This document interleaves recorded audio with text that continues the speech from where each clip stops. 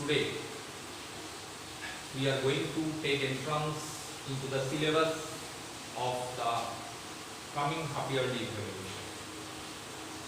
We have completed the syllabus of unit test, and you know that up to the chapter of planning it was there. Now we are going to open the chapter organizing. For your information, this word is very much familiar to you because you know the word organization. If I want to ask, can you say that what is the meaning of organization? Generally, near us, organization implies the group of persons coming together to form an enterprise for achieving one common objective. But if we proceed into the deep, then we can see that in one organization, two elements must be there. One is system, another one is structure. So if system is running, basically that is called organizing on the basis of structure. If system is running on the basis of structure, basically that is called organizing. And we will have to go through the meaning of this, feature of this word and the importance. Now what is the meaning of this word? We know it very well that after preparing the plan, it is essential for each and every manager to procure or to arrange basically 4 aims. What is that? Aim for money, second aim for material, third aim for machine, and fourth aim is self-management. So you can say machine also. So main, material, machine, money. As a manager, we will have to procure or we will have to arrange these on the basis of plan. So it can be said that on the basis of plan, if we function in this way for procuring or for arranging 4 aims, that is main, material, machine and money, this function is called organizing.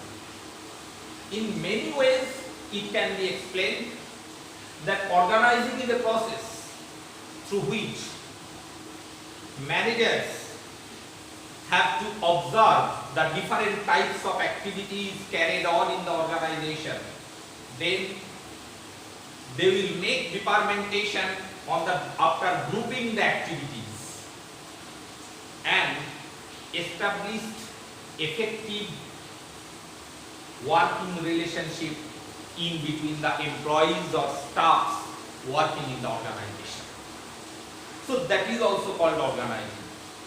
So what I am telling you, see, first as a manager, for entering into the organizing function, we will have to identify the activities carried on in the organization. Then we will have to make the grouping of activities by taking similar activities into one group, and then on the basis of that group we will have to make department. After departmentation, we will have to establish working relationship in between the staffs on the organization, and then assigning of duties are also there. So from that standpoint, it can be said that this is also organizing function. And if we think about the features, we know that organizing is one of the most important function, basically the second important function of management. So you have read what are the features of management. The same features must be there, must lies here in the function of organizing. That is, organizing is a process, because you know management is a process. Organizing, and you will have to go through afterwards in the next class. I will discuss, and you will see at that time what are the steps involved in organizing process. It is very much important for the coming half-yearly as well as board examination. So what are the features of management? Same features are there. That is, management is a process. You can say management organizing is also a process. You know that management is pervasive. It requires at all levels. In the same way, organizing is pervasive. Organizing must be on the basis of plan. So from that standpoint, it can be said that organizing is also, you can say, forward-looking. Organizing is a group activity, because independently it is not possible. Management is a group activity, so organizing is also a group activity. So if you go through the features of management, you can easily understand the features of organizing also. Which one is very much important? What are the importance or significance of management, or rather organizing in the field of management? First, you see, it is written that clarity in working relationship, it is very much required. Each and every, as a manager in organizing function, manager has to ensure that each and every person working in the organization, who is superior and who is subordinate to him or her. As a manager, if I cannot establish this working relationship in between each and every employee, that is, each and every employee should be very much concerned about his or her responsibility and authority. Each and every employee should know properly that who is his or her superior and subordinate. This ensures the overlapping. This ensures smooth functioning of the organization and reduce overlapping of activities in the organization. Second one is effective and efficient utilization of resources. If we can avoid the overlapping of overlapping of function, overlapping of wastage of resources, then easily it is possible effective and efficient utilization of resources can be ensured. And next, you know it very well, in the organizing function, grouping of activities is one of the vital work or vital task of manager. So if manager grouping his or her activities, what is going on in the organization, division of work can easily be ensured.